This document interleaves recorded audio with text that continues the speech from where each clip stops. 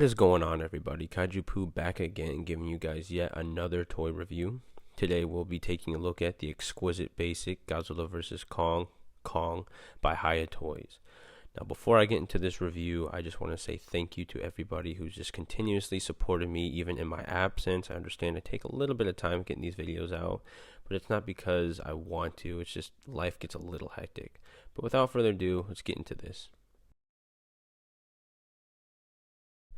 Now, before we get into the figure, I always like to take a quick look at the box. Now, you will see that this is pretty much the same theme and layout as the Godzilla box from what we've gotten in the past, so I won't spend too much time looking at this. Now, we will notice the differences, obviously, with the figure photos, that it is now highlighting Kong rather than Godzilla, but aside from that, there's really not much else I can say. Now, the first thing we're going to take a look at are the included instructions. The instructions pertain specifically to how you will get the axe into Kong's hands.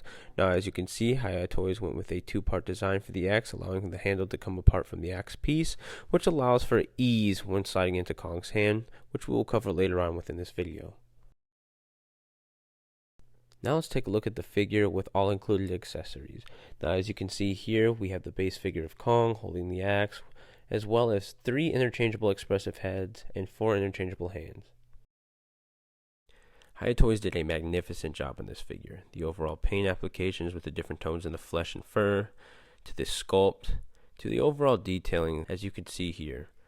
Hiya did a wonderful job in capturing Kong in this figure.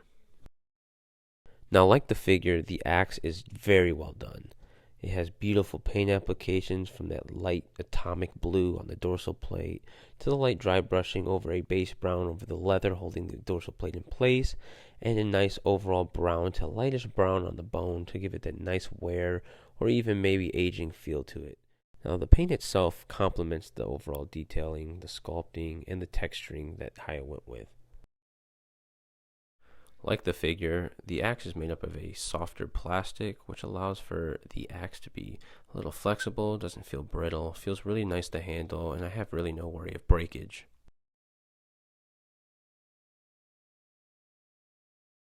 Now, the first expressive head we'll be looking at is the snarling head. Now, the overall sculpt, detailing, and paint applications look great. I do feel like the brown on the teeth is a little bit overdone, but aside from that, this looks very screen accurate. The detailing is wonderfully done, and you can tell they really took their time with it.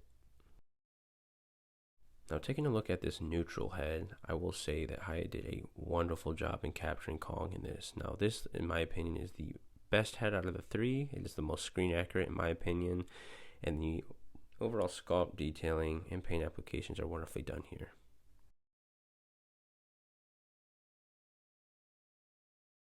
Lastly, we have the roaring head. Now, the roaring head is my least favorite of the 3. It just doesn't seem super screen accurate. It does look great. The paint, the sculpt, the detailing, all well done. It just does not really seem to be a Kong head. It just looks like another gorilla in my opinion.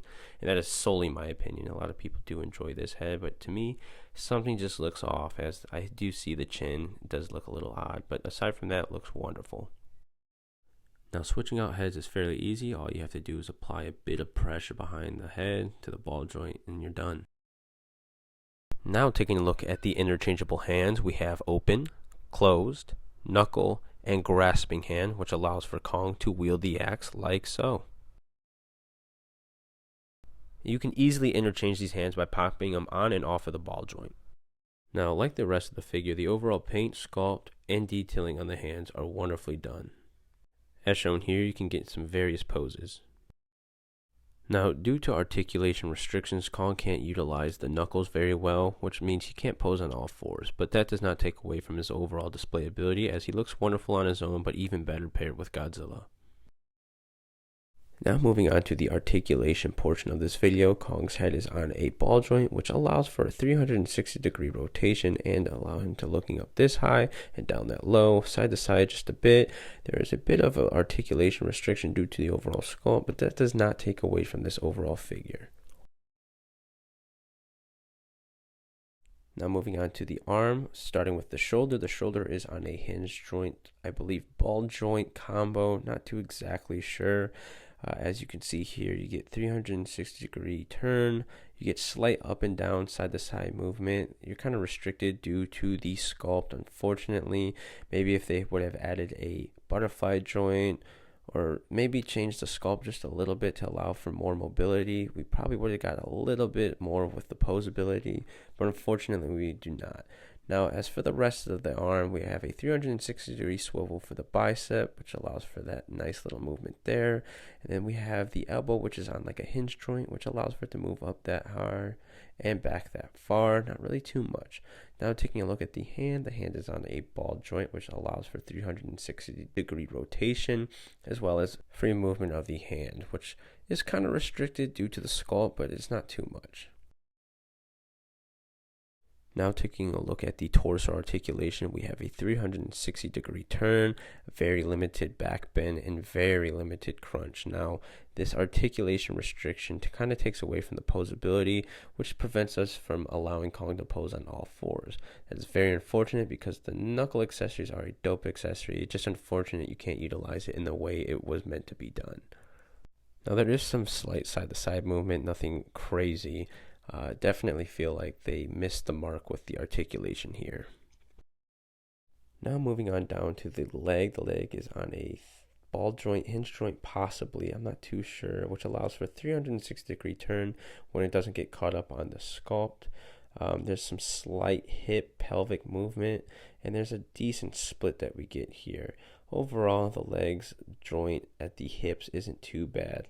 Moving on down to the knee is on a hinge joint, which allows it to kick back that far and kick forward about this far. Not too much movement there. There's no really side to side or individual movement in the sections that we would expect.